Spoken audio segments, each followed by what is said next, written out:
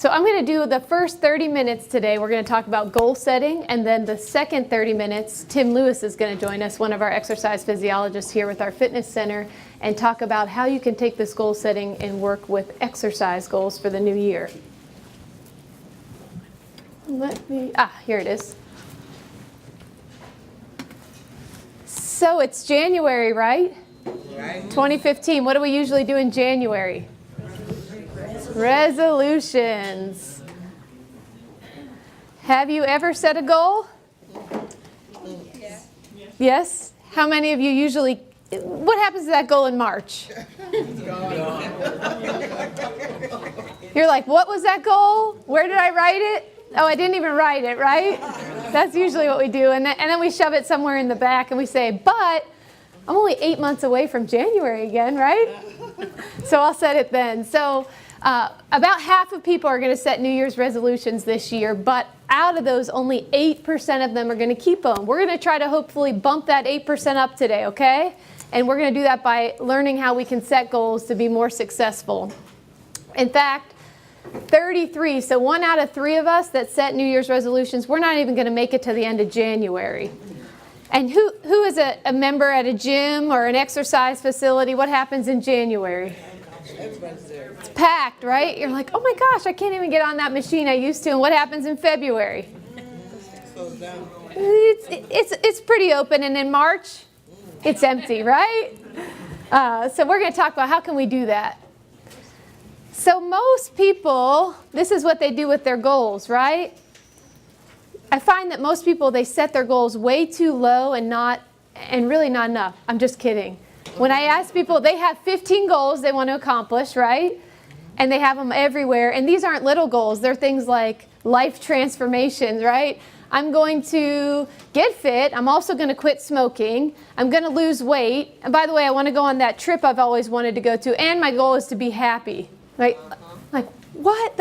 Those are big goals. So let's talk about today how we can set goals that are maybe just small goals, right? Can we start with today? Where are we today? And how can we move to tomorrow and just start small so that we can be more successful?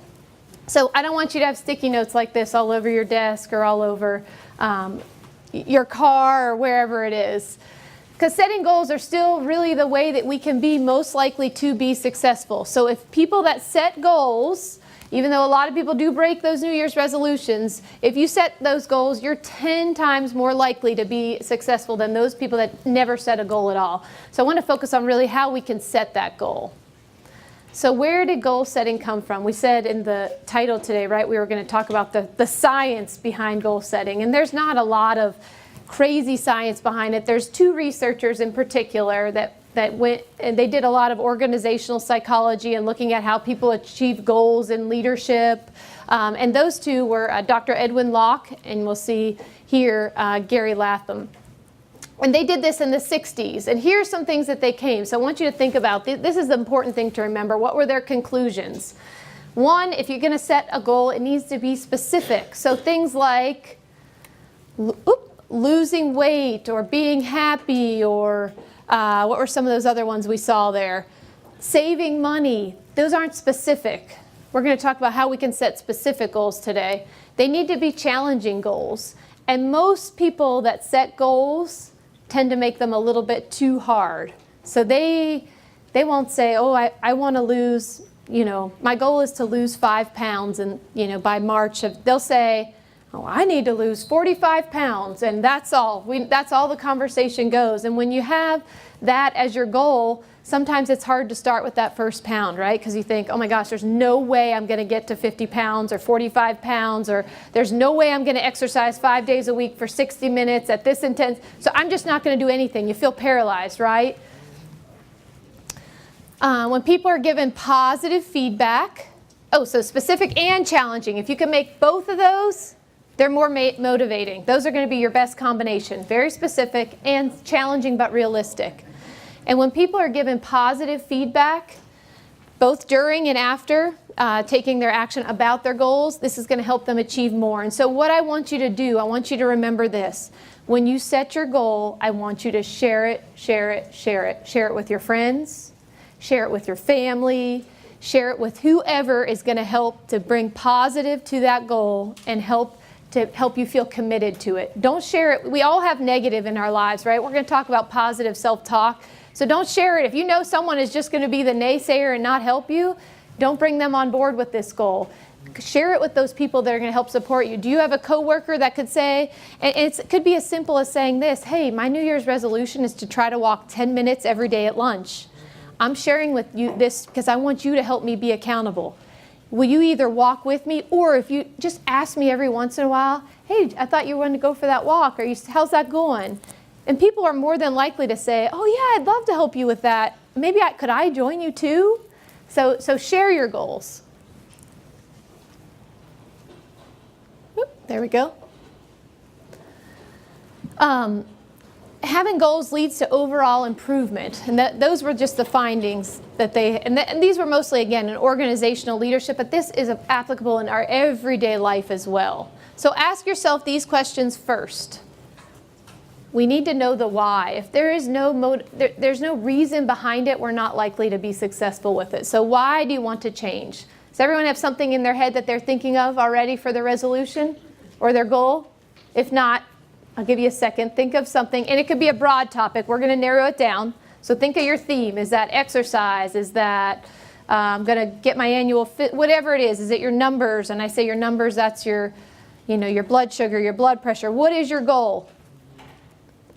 Does everybody have that in their head? So why do you want to change? I want you to write this on the back of your paper. What's it going to do for you? And not just what is it going to do for you, ask yourself this question: if I don't make this change, what will the result be? So not just what is it going to do for me, but if I don't commit to this change, what am I going to look like, or how will my life be in a year or 5 years? And that will help you know, is this something that you really want to do? Is it something you really want to commit to? What's been holding you back? Let's identify those barriers right now. What's the big thing that's been holding you back from this change? Because most people that have a goal, they've wanted to set that goal or achieve that goal for a long time. This is not something that's new. So what is it that's holding them back? Is that better? I'm hearing feedback. Again, and what will happen if I don't make a change? Go ahead and jot those down on the back of that smart sheet, because you're going to need to pull on those someday soon when you're having trouble with that goal. Take it back to the why. Why do I want to do this? So something to remember is change is difficult. Change is difficult, but it's not impossible. So you need to go into this realistically, thinking that it is going to be hard to change, right? Many of our behaviors we've had over 20 years, 30 years, 40 years, 50. It's hard all of a sudden to change. So be realistic about giving yourself that time to make a new habit formed and to change. So what are some good resolutions? We're going to go over some rules to successful goal setting. Rule number 1, set a goal that motivates you. It has to be for you. And Tim will talk about this. We hear people that come in all the time, and their goal is for someone else. If it's not for you, you're not going to do it, right? Well, this is the call we get often. I'm not picking on women, but we get this call often. The wife calls and they say, my husband really needs to start exercising. So I wanted to call to see what his options were. And we know initially the chances of getting him to come are probably not so likely, right? So is it something that motivates you? Is it something that's going to benefit you? Is it something that you want to do? We're going to talk about setting SMART goals and what does that mean. And we have a worksheet we're going to go through that you're going to set your goal today. I want you to write it down. People that write their goals down are overwhelmingly more likely to go ahead and achieve them. Not only do I want you to write it down, I want you to share it with people, and then I want you to hang it somewhere where it's visible every single day where you can see it. If that's in your car, if that's on the back of your door when you leave your house, if that's on your mirror in your bedroom, where is it that you're going to see this goal frequently so that you can go ahead and achieve it? I use this example, and when I was in college, I was an athlete, and so I used to set my goals. My roommate used to laugh at me because I had my whole ceiling above. I was on the second bunk of my bunk bed, but I had my goals above me on the ceiling, and every night before I went to bed, she's like, "You're great. Why do you put those up there? And you're always changing them and taping them up, and they're falling down." But I could see them every night before I went to bed. I knew exactly what it was. Did I accomplish all of them? No, but I knew at least where I was headed. So put it somewhere you can see it. Write your plan down, and not just your goal, but what's your plan? How are we going to achieve that? If you identify those barriers and the ways that you can achieve that. And then stick with it, right? This is not a destination. This is not, it's a journey. This is not, anytime we're changing a health behavior, it's not a done, we're going to have to keep working at this. Every day, every month, there's going to be times where you have setbacks, or you want to say, I don't know if this is really what I want to do, or I feel defeated. It's a new day. Start again. So let's write our SMART goals. If you'll turn over that paper, everyone should have a sheet that has SMART goals. So first you're going to start off, what is your specific goal? And you'll want to go ahead and write that in. What exactly do you want to accomplish? And then you want it to be measurable. I want you to write how and when do you want to accomplish that goal. You want it to be attainable. I'm going to read what's under yours here. Is this achieving it?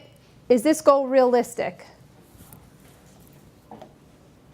With effort and commitment. And then resources. That's the one I want you to focus on too, with attainable. So if you say you want to do something that you don't have the resources or realistically the time to do that, we're already setting ourselves up for failure, right? So is it realistic? Do you have the resources, and is it something that you truly can commit to? Is it realistic?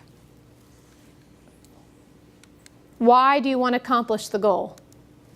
And then time. I want you to put a time frame on that. Is it timely?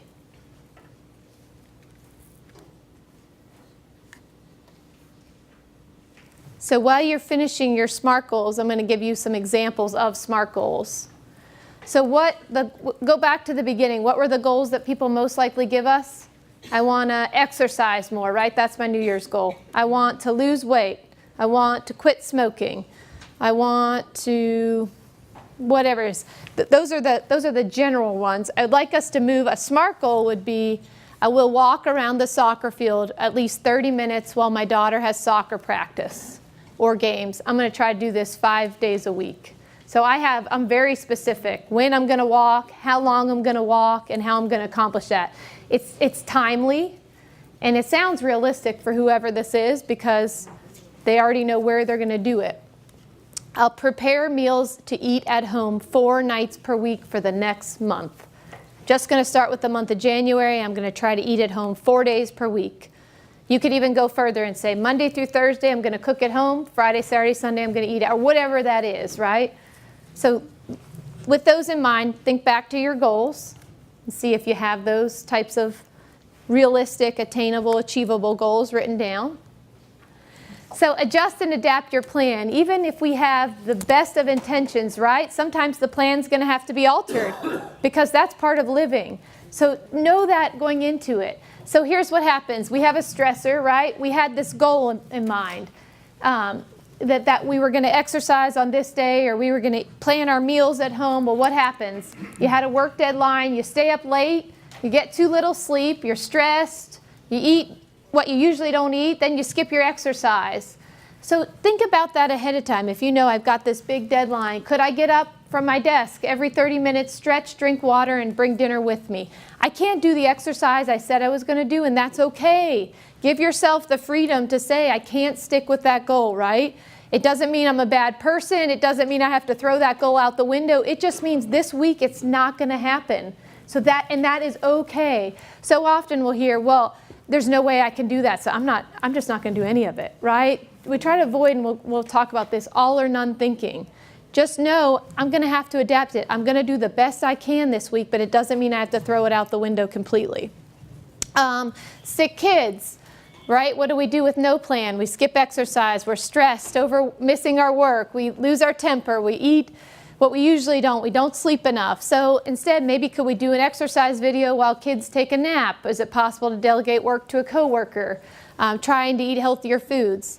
If I had a hospitalized parent or a sibling, eat from vending machines, right? We skip exercise, we feel sick with worry. Could we have a plan? We could walk around the hospital while we're visiting in between, take the stairs, bring healthy food, call our family and friends on for support. Don't do this alone. So just think about what are those situations where we can try to incorporate healthy habits into our life even when the plan is going to be adjusted and it's going to be different. And we need to just be realistic that that's going to happen, right? That's just part of living. Move center stage. Try to find some time for you, even if it's just 5 minutes a day. Just 5. If it can be a quiet time, a time for you, even if that's a time where you want to do some deep breathing or some thinking or just some time that you could just, even if it's 2 or 3 to 5 minutes per day. So use positive self-talk. I think that's a big one with reaching your goals. I tell this to everyone. You have enough negative people and negative things in your life, right? Don't let yourself be one of them. You talk to yourself more than any other person in your life. We talk to ourselves constantly. So make a choice and a commitment to talk to yourself positively. If any, again, everything else, we have lots of negativity around us. If we can't even be positive to ourselves, it's going to be hard to achieve that goal and to start. So instead of saying, gosh, so you miss your exercise on Tuesday, right? You had all great intentions to exercise on Tuesday and it just didn't happen. Instead of saying to ourselves, I knew I wouldn't do that anyhow. I don't even know why I bought those shoes with me today. It figures. I haven't, we go down this path, right? Just say, you know what? Tomorrow I'll recommit, I'll bring my shoe. It just wasn't going to happen today. Or on those days where you do, I walked after work today. I know I can do this again. I'm going to try to do this again tomorrow, right? I always tell everyone that one bad day or one bad week, and when I say bad, like one missed goal of a day or a week is not, that's not going to form it's not going to make or break anything. It's when 1 week turns to 3 weeks, that turns to 6 months, that turns to a year, and we say, gosh, I haven't exercised in a year, or I haven't done that in a year. It's hard then. That's when it's hard to get back on. So it is what it is for that week, and jump back on. Don't beat yourself up over it. Avoid all or none thinking. It doesn't have to be all or none. Can we incorporate something within that? If it's not, if I can't exercise for an hour and go to the gym and get my class in, I'm not going to do anything. Well, can we do a DVD at home? Can I walk a few extra stairs? Can I park the car further? What can I do? It doesn't have to be all or none. Same thing with our food choices. It doesn't have to be, well, I ate bad this morning, so forget the rest of the day. I'm all in today. I'm going to eat we hear that often. It can still be, well, you know what? I had, not the most healthy meal for breakfast, so for lunch I'm going to, try to be more healthy for lunch. But we hear that often of just, it's all or nothing, right? You're either, well, it doesn't have to be that. How can we find that balance? Wellness is all about finding that balance. Celebrate your success along the way. Reward yourself. So if you have a milestone that you reach, reward yourself with a positive, if it's, I'm going to buy a pair of new running shoes or sneakers, or I'm going to treat myself to a movie. Try to find some healthy ways that you can reward yourself. And share that with your friends and family too. Hey, I'm really working hard on trying to commit to exercise. And if I make this goal of trying to exercise 3 days per week for the next 3 weeks, I'd love to celebrate by, you want to join me? However that is. When you lose your motivation, which we all do, right? We're all going to be tired sometimes or stressed or have certain life situations. Focus on the why. Go back to flip the back of your page over. So when your goal gets frustrating, I want you to flip to the back and go back to the why. And what are my barriers? And what will I do if I can't, if I don't achieve this goal or I don't work towards committing to this goal? What does the other outcome look like? Try to live mindfully, and mindfulness is just kind of a catch term for saying, just try to be in the moment. Try to pay attention to the things, the thoughts, the events, the activities that make up our life, and do things with purpose, right? So we can have that plan ahead of time. We'll be more likely to be successful. And then I'm going to close it with just a quote that says, learn from the past, set vivid, detailed goals for the future, and live only in the moment of time which you have control, which is right now. Does anybody have any questions? We're going to transition. So hopefully you all have some type of goal that you can set towards wellness. And then we're going to switch. Tim's going to talk about how we can really kick off fitness and exercise in our new year. So what was We're going to talk a little bit about exercise and fitness and being healthy and how to do so. But the one thing I want to start off with is, why is exercise important? And I want you guys to interact, yell at me, scream at me, whatever you want to do. But I don't want this to be a Tim only talking situation. Okay? So why is exercise important to anybody?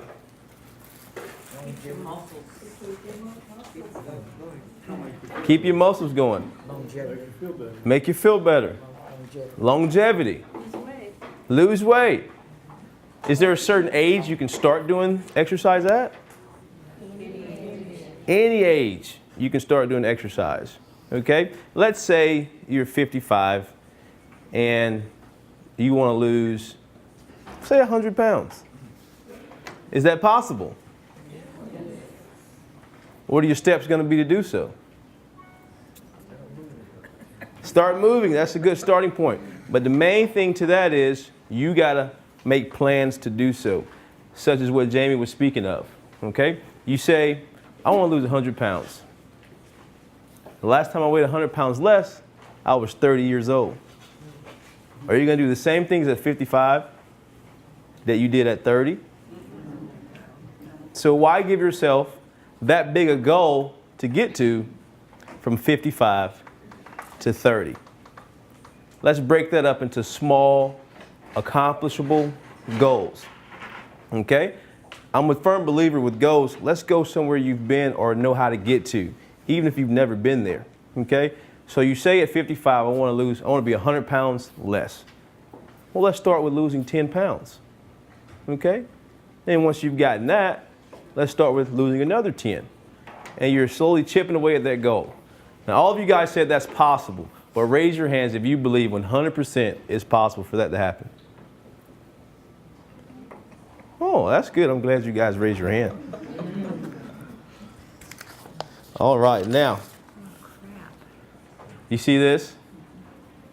This person wanted to lose 100 pounds plus. She's still trying right now. Okay? A lot of people say they believe in it and they can do it, but they say they don't really believe it. Would you believe right now this person here is in this room? We can't see the face tonight. He's moving around. Would you believe this person here is in this room? Carol, can you stand up, please?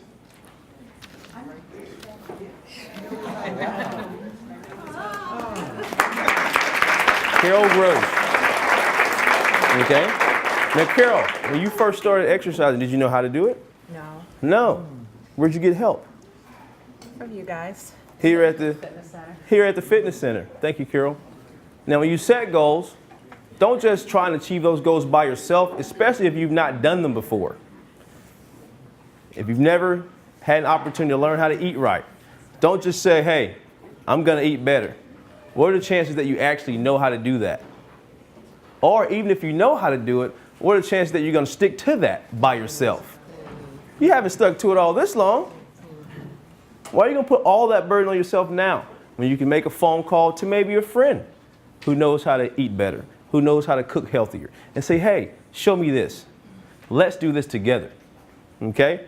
So not only have you found an ally to help you with your goals, you also found a partner to help you stay committed to your goals.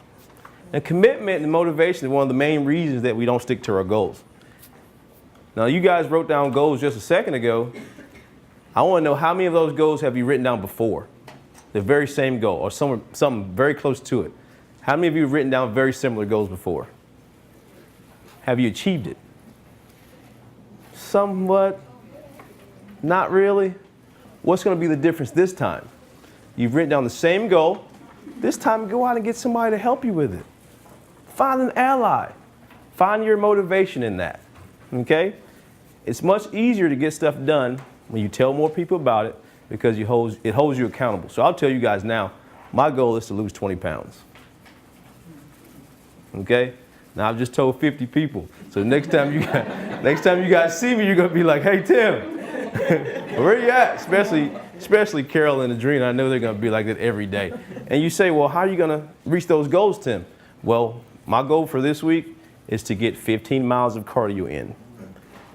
You know, you say 15 miles of cardio, and the first thing everybody thinks is, he's gonna run 15 miles. Not this week, no. You know, I'm gonna bike a little bit, I'm gonna walk a little bit, I may run a little bit, but I'm not gonna get it all in today. I've given myself an amount of time to accomplish 15 miles, okay? I'm also gonna eat better. Do I eat perfect? No. Should I eat a lot better? Yes, okay? But once again, I'm sharing my goals with people, especially my boss, Jamie. So now she's gonna be like, Tim, you shouldn't have had that for lunch. You know, so now I gotta watch what I'm eating. I also contact people that can help me with that, okay? Somebody briefly tell me what one of your goals were today. Nobody? To go to the gym and exercise. To go to the gym and exercise. Where are you gonna go? I already did. I did it already. Oh, you did it already? Well, good job. Let's give her a round of applause. Good job. She's already been. So she already knows where she's gonna go. How often are you gonna go there? I try to go 5 days a week. 5 days a week? How much time do you spend there? About an hour and a half. About an hour and a half? That is awesome. That is awesome. Because I'm not going to spend an hour and a half there. You know? In all honesty, when it comes to exercise, you got to set aside the time that you can spend there. An hour and a half is great if you can do that. However, with my schedule and some of you guys' schedule, I may only be able to get 30 minutes in a day.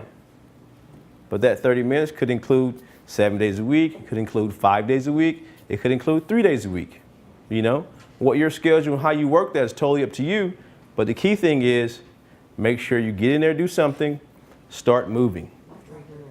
Okay? All right. Now I polled a couple of people and I'll tell you some of the things that they said exercise did for them.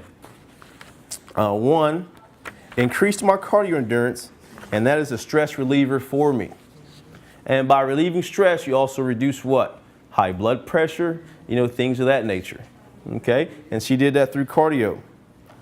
She says, I'm more conscious of my eating habits.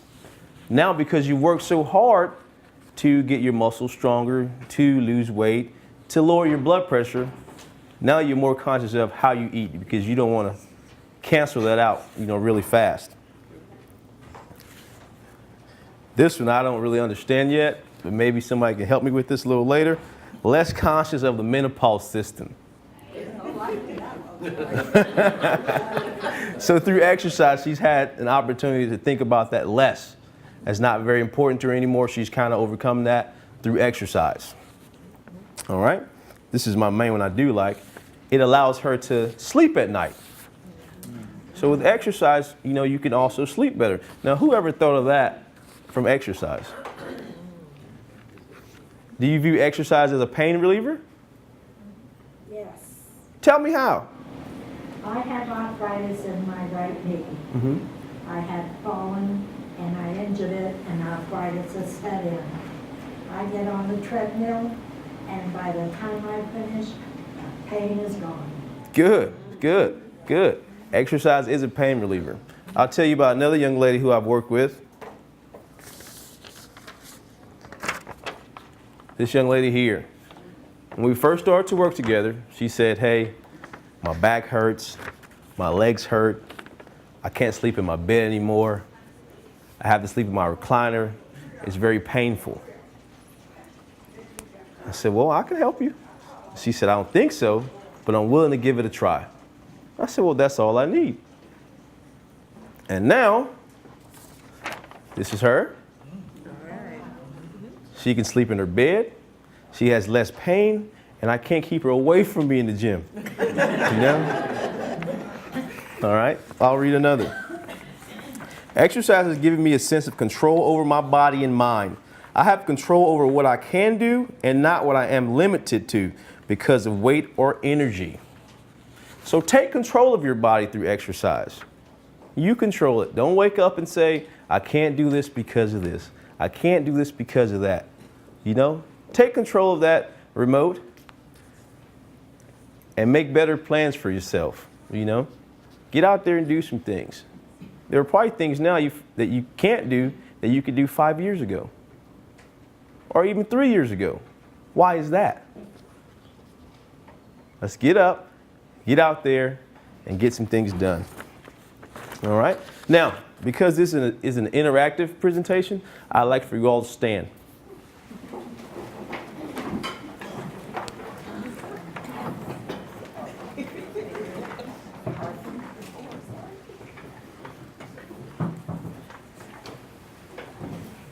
You guys are really going to hate me for this. I'd like for you to sit back down.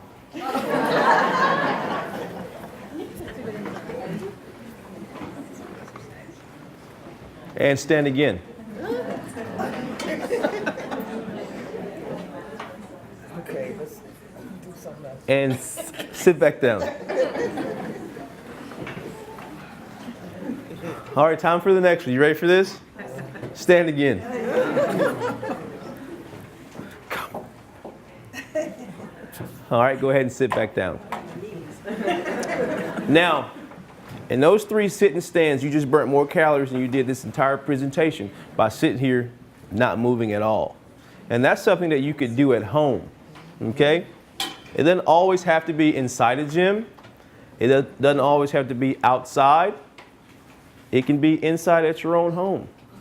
Like you look outside right now and you think, I don't belong to a gym. I'm not going out there to exercise, you know? And most of us are not. It's 29 degrees outside. I'm not going out there to exercise, you know? But there are things you could do at home, okay? If you will, stand up one more time for me. If you can do this, do this. If not, I understand. All I want you to do is march in place like that. You don't have to go fast. You don't have to go very slow. Just know your pace. Going back to those goals, knowing what you can accomplish, okay? You don't have to go high. You can go low or high. It's all totally up to you, whichever one you decide to do. All right? Now, we're going to keep this presentation going while you guys are doing that, okay? All right? How about some music? But did you hear what just changed? You guys stood up, you started moving, you immediately started laughing, you started telling jokes. So exercise does make you feel better. No matter what kind it is, it does make you feel better. Some of us may be getting a little tired right now. No, not at all? Not at all? Okay. Well, go ahead and have a seat. You guys can stop now. All right. There's another young lady who I'd like to point out today who's, you know, when it comes to exercise, you want to do things that you're comfortable with. You don't want to get out of your comfort zone. If that's the issue, I would implore you to ask somebody for help with exercise, especially if you don't fully 100% know. This young lady comes to me all the time. She talks back. She fusses. You know, she does all that, but she says, hey, I'm going to listen. Never does. Now she listens all the time. And she came in and she told me the other day, she said, hey, I'm down 40 pounds now. Adrena, can you stand up, please? Say hello. Now, after she said she was down 40 pounds, she said, if you make me stand up in that class, I'm going to get you. Well, it's too late now. I guess she just has to get me. Okay? What's the best types of exercise to do? Walking, swimming, cardio. What's some others? Stretching, yoga, weights, strength training, chair exercises. All those are 100% just as important as the other. Every one of those. Your cardio is for your heart and lungs, your cardiac health. The strength training is for your muscle endurance, your muscle strength. Keep your body up and active, able to endure. Chair exercises also. All those things are just as important as the other. So don't think there's one thing that's less important. than the other, you kind of got to have all that in together. Okay? You could have a backache that could be relieved by flexibility, by stretching. Okay? You could experience arthritis, things like that. That strength training can help you endure, make your body stronger. All right? Has anybody ever heard of core training? Yes. How you feel about it? It's a good one. Core training is actually supporting the core of your body. A lot of people, when you say core, they think only their tummy. But your core is your back, your low back, upper back, around your hip area, all this stuff right here. And that's the center of your body. Okay? So you want to do core training. Watch out what that guy says. Don't trust him. He's crazy. He's usually here doing some of these too. But core training is very important because that's the center of your body. And that's the unit that protects your entire body. So if you want to find a definite starting point, you can start with core training. And all the other stuff can kind of surround that. But one of the best things I like about exercise is it improves your confidence. It makes you feel better. And I'm a firm believer that you should wear it on your sleeves. Okay? You should wear it on your sleeves. Like Miss Terry, she couldn't wait to tell me that story when she walked in. And I love it. I love it. If I was Carol, I can't wait to tell my story. Somebody walks around and asks me, sure, I'll answer. I'll tell you the answer to your question. Isn't that right, Adrena? That's right. Don't be afraid to tell your story, okay? And exercise can do that for you. My slogan is, if you don't use it, you'll lose it. You'll lose it. And that's exactly right. Yes, ma'am. Yeah, my mom is 88 years old. Oh. She also goes to the silver sneakers. I mean, not silver sneakers, but curves. Good. And she exercises. Good. Good. So we've got some foundation already being set. Yeah. Good. Good. Good. Now, when I get 86 and 88, I hope I can be like them. You know? I want to be moving 3-4 times a week and exercising and working out and things of that nature. Yes, sir. You haven't mentioned breathing. Teaching you breathing. Well, we will coach you in how to breathe doing your exercises.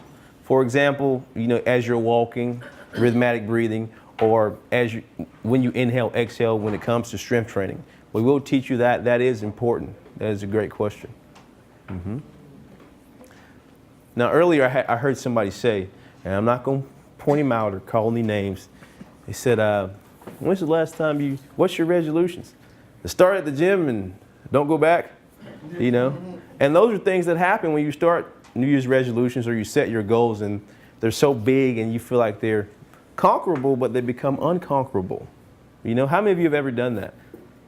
Set a fitness goal, it's like, it lasts about a week, 2 weeks. Pay for a membership and you didn't go. Why didn't you go? Life got busy. Life got busy. Work. It was only like 10 minutes from the job. 10 minutes from the job. Just couldn't make it, right? Okay. I'm good for 90 days. For 90 days you're good with it. Okay, well let's say this. You get past that 3-month period. Let's say you joined the gym, right? Let's say you worked with Adrena. She joined with you, right? I did the buddy system. Your buddy didn't work either? You gotta get a better buddy. you have to get a better buddy. Normally, Both quit about the same time. Normally, buddy systems work because you guys hold each other accountable. But outside of the buddy system, if you know it's not a good buddy, don't pick that person. But if you're going to join a fitness center and you need 100% accountability, there are people there that'll help you, such as here we have personal trainers, such as myself. And I probably won't allow you to quit after 90 days. Yeah, I won't. These two could join together. They could join together. We've already talked. It was my doctor that held me up in the fact that I kept going in the prices Yeah. of my sickle cells. Yeah. So I'm ready now. Yeah. She'll be in 30 there. pounds down and I'm ready. Yeah. That's just from at-home physical therapy. And that's good. 30 pounds down. We have a lot of great stories. You do 3 days at the Y? Good. So we got a lot of good stories in here. And she's 78. Yeah. 379 Yeah. at the end of the month. That's good. Congratulations on that. Yeah, we got a lot of good stories. So how can you keep yourself motivated? Well, like I say, if you found a buddy, when you pick a buddy, you got to be careful. You can't pick a buddy that's so over the top that you don't want to go work out with, and you can't pick a buddy that's so far at the bottom that they're not going to motivate you to continue working out. So in this situation, I would look for the professional at your facility, to go in and motivate you. Okay? Now, motivation is funny because a lot of people, they'll say, look at a picture when they were 19, 25, say, I want to look like that. 30, and they expect it to happen in 3 months. It doesn't work that way.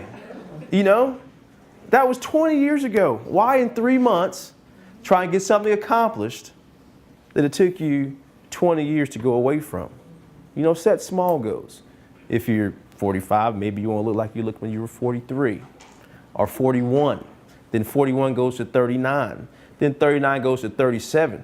And you're so motivated, you might be able to skip from 37 to 30 because you're already on that. Okay? Now, when it comes to, back again, that motivation, let's say you're at your 89th day and you call me. You say, Tim, I don't feel like coming today. Why not? What's wrong? You don't want to answer all those questions to me, so yeah, you're gonna show up. You're gonna show up. And that's exactly, what that kind of commitment and motivation does for you. It's easy to say, I'm going to the movie theater to watch a movie by yourself. Then you get off work, I'm tired, I'll go to bed. I'll watch it the next time. But if you know you're meeting me at the movie theater to watch that movie, you're more likely to show up. And that's the same thing with exercise if you don't have that motivation on your own. If you do have it, you're ahead of the game. But if you don't have it, use someone, find a reason that works for you. Like Jamie said earlier, don't do it for anybody else. Don't do it for that class reunion. Because in 2 months, you're trying to get to that class reunion, weight you're looking for, and it doesn't look like it's going good, you're going to stop. Okay? But if you're doing it for you, you're going to stay steadfast in that, and you're going to work till you reach those goals.